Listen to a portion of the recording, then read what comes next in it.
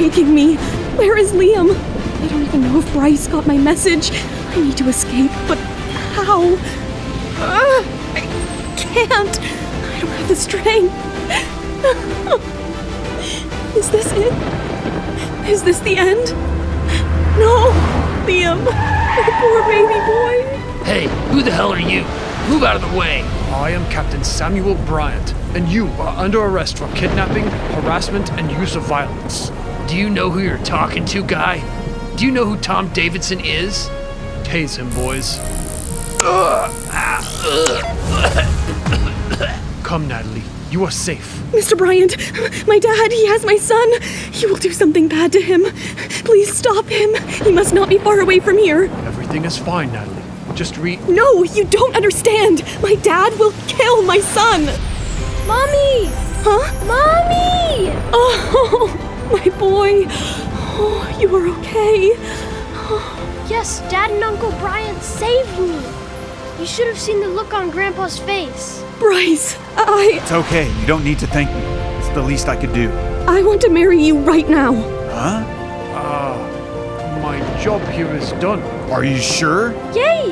Finally, my mom and Dad will be together. Yes, right this second. I don't want to wait any longer.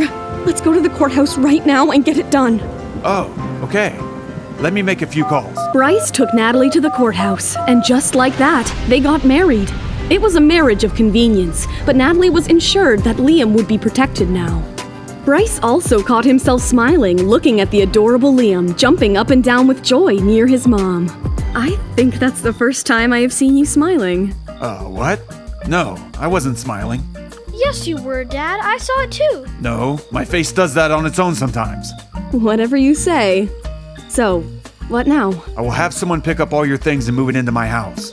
Come, let me take you there. You mean to Granny and Grandpa's? That's my parents' place. I have a place of my own. Bryce drove them to his house. Natalie thought that since Bryce was a bachelor, he lived in a single apartment somewhere. She had made up her mind to adjust with Liam in whatever space she was given. But when she saw where Bryce actually lived, her jaw dropped to the floor. It was an even more beautiful mansion than his parents' house. It overlooked the beach and was surrounded by greenery. There were guards and big barricades everywhere. No one was allowed to enter without prior permission. As soon as she stepped inside the gates, Natalie felt very safe. Wow, who are all these people, Dad? They live and work here at my house. This is Miss Perkins. She is the caretaker of the property and head of staff here. Miss Perkins, I would like you to meet my wife and my son. Oh, what a lovely surprise, Mr. Bryce. You should have given me a heads up. I would have prepared a meal. Hello, Miss Perkins, and there's no need for that, but thank you so much. Miss Natalie, you are so pretty. Mr. Bryce has really picked a beautiful bride. Natalie blushed at the compliment. Then Miss Perkins kneeled to get a closer look at Liam. And what's your name, little one? I am Liam. I've known Mr. Bryce since he was a little boy. You look exactly like your dad when he was your age. Natalie and Bryce looked at each other. Natalie understood that Bryce had said Liam was his son to avoid any confusion and questions. So Mrs. Perkins' comment on Liam looking like Bryce came as an awkward moment for them. Miss Perkins, why don't you show them their rooms and also around the estate? I will meanwhile take care of some work. Miss Natalie, you seem to have done some magic on Mr. Bryce. I've never seen him this chirpy. That was chirpy? Chirpy enough for me. If you do not mind me asking, is Liam enrolled in school yet? No, but I have been thinking about it. Let me take care of that for you. I will come up with a few good schools for our little one here. Would you like to go to school, Liam? Yes, but I feel I'm too smart for school sometimes. Natalie felt at ease at Bryce's house. For the first time in a long while, she did not have to look over her shoulder all the time. Over the next couple of days, Miss Perkins shortlisted a number of schools for Liam, and Bryce suggested that Willard School would be the best for him. Since Natalie did not know the schools very well, she decided to go ahead with Bryce's suggestion. While life seemed to finally become normal for her, a new adversary was waiting around the corner to enter Natalie's life now. One that she did not expect at all. I can finally focus on work now that I know Liam is safe and studying in school. Bryce has been a huge help, but I don't understand his cold behavior sometimes. Thank God I don't have to share a room with him. I don't think I would have been able to manage that much. Hello, Natalie. It's good to have someone with your caliber join us and help us and stimulate life for this company. We really need that. Thanks, Mr. Willis. I want to get started right away. And in that regard, I would like to go over the current talent we have in the company and see if I could take any of them up under my roster. Superb! I will send you the list. Natalie went over the talent list of Star Entertainment and found them to be meekly underwhelming. They were all good-looking artists, but none had the talent to become a successful movie star. She was about to close the list when her eyes spotted one name: Tony Bavell.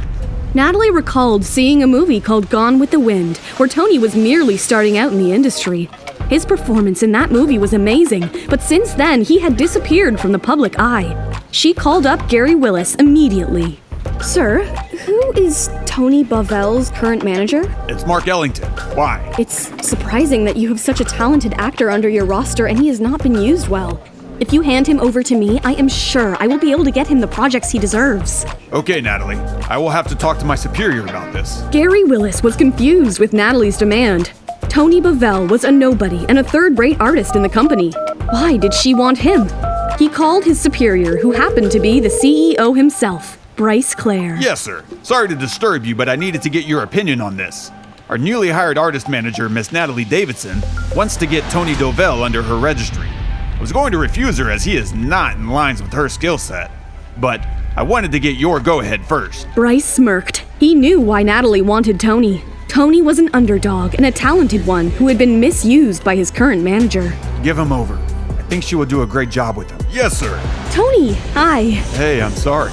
Do we know each other? No, but if things go according to plan, we will get to know each other very well very soon. What do you mean? I'm Natalie Davidson. I have just joined as a talent manager, and I would like to be your new agent. Really? But why? Believe it or not, I was a big fan of yours when I saw Gone with the Wind, and I think you can really reach great heights of success with your talent. I think my talent has also gone with the wind now. That's exactly the kind of negative self-talk that is harmful for your growth. Now, I am willing to vouch for you, and I am on the brink of cracking an ambassador position with Samuel Jeans for you, to start off with. Are you willing to bet on yourself or not? Natalie Davidson, you should have mentioned poaching talent on your resume. I seem to have missed that. Mark Ellington, I assume? I am merely having a chat with Tony here. I really admire his work. As for representing him, I know that you are not doing that great of a job. Tony has not had a leading role in ages. How dare you? I'm doing what I think is right for him. But she's right, Mark. I should be playing leading roles, not doing small commercials without any visibility. Tony, we will talk about this later. As for you, I will advise you to choose your enemies wisely. You do not know who you're dealing with. We will see about that, won't we? Hello, you're right. She is stubborn as hell. But don't worry, we have got her right where we want her. Good. No one knows my stepsister better than me. And with you as an inside man at her company, it will be pleasing to see her downfall. She will pay for what she did. What is Sheryl's plan now? What is her equation with Ellington? How will Natalie face off against not one, but two adversaries now? To find out, keep tuning in to Pocket FM.